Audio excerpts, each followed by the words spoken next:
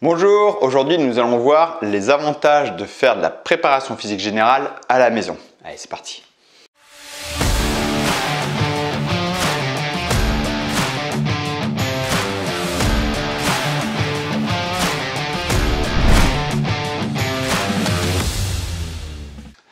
Bonjour, c'est Ken, je m'appelle Ken, je suis coach sportif spécialisé en musculation fonctionnelle et athlétique et en particulier à la maison. Je cherche à vous montrer qu'on peut s'entraîner chez soi, efficacement chez soi, atteindre n'importe quel objectif.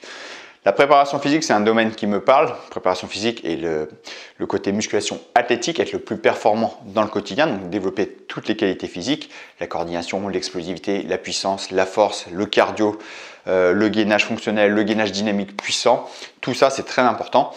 Pour moi, dans mes méthodes d'entraînement, c'est un truc qui me parle. J'aime être le plus performant possible. Donc, si vous êtes intéressé par la préparation physique générale, donc on va voir ici comment développer vos qualités physiques et c'est quoi les avantages de travailler la préparation physique chez soi.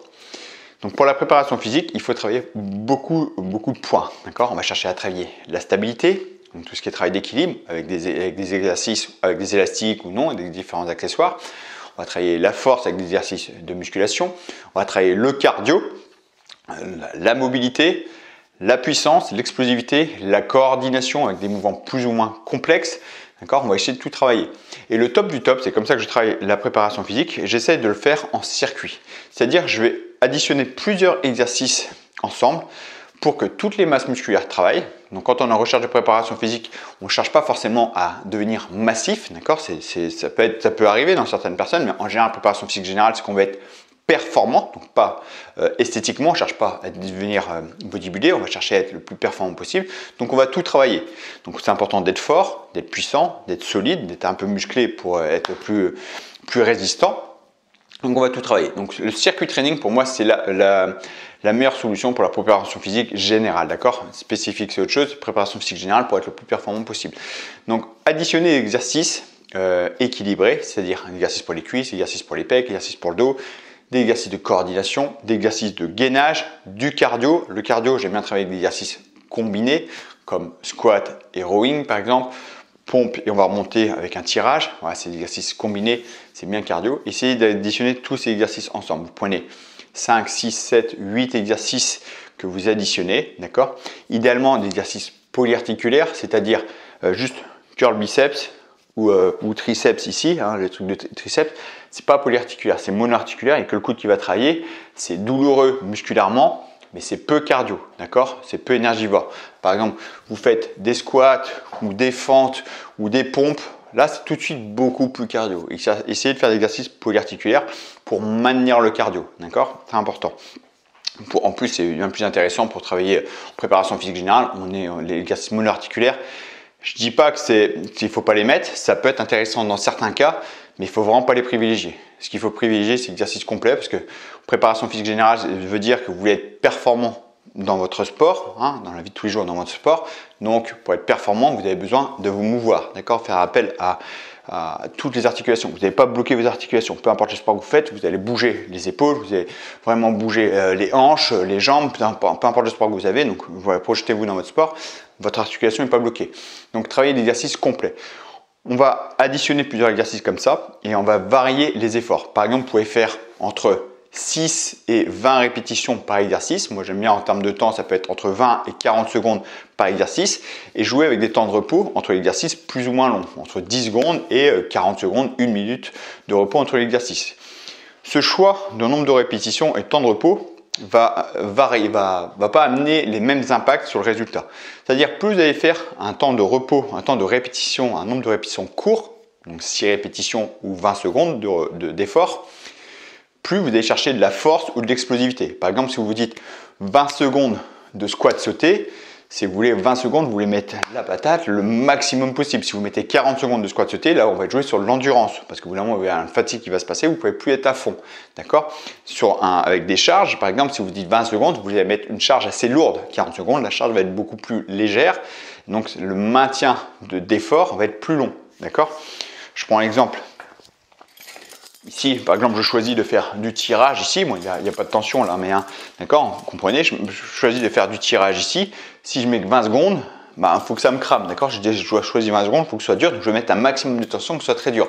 40 secondes, c'est que c'est le temps sous tension, la durée de l'exercice va durer longtemps, donc chercher à travailler l'endurance musculaire. Donc c'est bien de varier sur ces fourchettes entre 20 et 40 secondes. 30 secondes, c'est une bonne fourchette parce que c'est pile poil l'intermédiaire entre les deux. Moi, j'aime bien varier sur les 3 fourchettes et varier sur les temps de repos. Si je choisis du 6 répétitions ou du 20 secondes d'effort, je peux mettre un temps de repos assez long, par exemple 30 secondes ou 1 minute. Ça veut dire que là, ma séance, je vais me concentrer sur vraiment la force pure. Chaque exercice, je veux faire en force. Donc, je vais choisir des exercices où je pourrais me concentrer sur la force, sur l'explosivité, sur le maximum d'intensité. D'accord? Un temps de repos long pour être à 100%. Mais je peux, 40 secondes d'effort, je peux faire aussi de l'endurance musculaire, puis un temps de repos un peu plus court, parce que pour maintenir un cardio modéré. Par exemple, je peux faire 40 secondes d'effort, 30 secondes de repos et je repars. Je ne serai pas à 100% sur mon intensité en 40 secondes, mais je vais être un cardio modéré. Et je peux aussi jouer sur vraiment du HIIT. Je vais choisir des exercices très intenses où je vais mettre du dur, je vais mettre des squats sautés, des pompes sautées, du rowing en dur, 20 secondes et faire que 10 à 20 secondes de repos entre l'exercice. C'est que là, je vais être sur de la force, mais la dominante, la très grosse dominante, ça sera le système cardiovasculaire. Donc là, ça va être intéressant parce que je vais demander à maintenir un certain effort, une certaine intensité tout en étant totalement essoufflé. D'accord? Donc il faut que je trouve le juste milieu. La charge sera un peu plus légère, mais là c'est juste pour m'impacter niveau cardiovasculaire, savoir contrôler mes postures, ma gestuelle, ma force et gérer mon cardio tout en étant en haute intensité. Donc ça peut être très intéressant dans certains sports comme le judo où on a besoin souvent d'être très impactant musculairement, avoir des petites phases de repos, on repart, des petites phases de repos, on repart. Voilà, je pense au judo par exemple, ça peut être très intéressant. C'est important de varier ces efforts-là. Donc pourquoi je vous dis que c'est hyper intéressant à la maison? Parce que à la maison, comme je vous dis, ça va être intéressant de travailler sous forme de circuit training. Et ce qui est important quand tu veux chercher à être le plus performant possible, moi je vous conseille de varier les accessoires. Les sangles de suspension ont leur intérêt par exemple pour travailler le gainage, le travail de stabilité. Les haltères vont être intéressants pour travailler la force et certains mouvements d'explosivité. Les élastiques pour travailler tous les domaines, aussi des résistances progressives et des angles de travail différents. Parce que l'élastique, on peut tirer vers le bas, en diagonale, tirer vers le haut. On peut varier énormément d'exercices. Donc avec ces accessoires-là, vous pouvez vraiment varier vos efforts, vos intensités. Et surtout, comme je vous le disais, c'est important de travailler un circuit training. Donc chez vous, vous pouvez mettre vos accessoires un petit peu où vous voulez et vous incorporer et vous mettre un petit circuit training facile à agencer. D'accord? Rien que les élastiques et les sangles de suspension sont deux accessoires qui sont vraiment accessibles parce que les haltères ça peut vite monter en termes de prix. Mais rien que les élastiques et les sangles de suspension, vous avez vraiment de quoi faire. Vous avez de quoi vous faire des séances très performantes. Ok? Donc voilà les avantages qu'il y a à la maison. Donc il y a une économie d'énergie, économie de temps, économie d'énergie parce que pas besoin d'aller jusqu'à la salle. Vous pouvez vous faire votre cocon chez vous.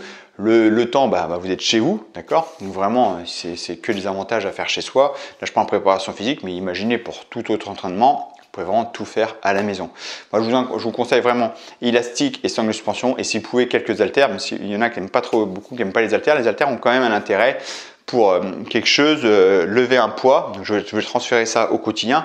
Trouver un poids qui va jouer avec la gravité. Dans la vie de tous les jours, quand vous portez quelque chose, ce poids va être soumis à la gravité. Donc l'haltère, il faut le prendre comme quelque chose qui va être soumis à la gravité. Donc pour apprendre à transporter des choses, à des gestuels du quotidien, d'accord, c'est la gravité qui va faire le travail. Les élastiques et les sangles de suspension vont permettre par exemple les élastiques vont permettre d'être résistants sur des angles différents. Donc ça, dans un sport, par exemple, on peut être percuté sur le côté, de face ou de dos, on peut être solide sur ses appuis pendant ces résistances qui vont être sur des angles différents. Ça permet de varier les exercices, ça va être soulager les articulations parce que la résistance est progressive. Les sangles de suspension, c'est un travail au poids de corps avec un gros travail de stabilité, donc sur les muscles profonds des épaules, des genoux, des chevilles et le gainage, hyper intéressant. Donc voilà, ces accessoires qui permettent d'être vraiment complets. Voilà, si vous voulez en savoir un peu plus pour être le plus complet possible et atteindre votre objectif physique et athlétique depuis chez vous, je vous invite à rejoindre la formation offerte qui est totalement gratuite. Vous avez juste à cliquer ici, vous entrez votre mail et vous recevez tout directement par mail. Voilà, c'est tout pour aujourd'hui. Je vous dis merci pour avoir suivi cette vidéo et je vous dis à très bientôt pour la prochaine vidéo. Ciao!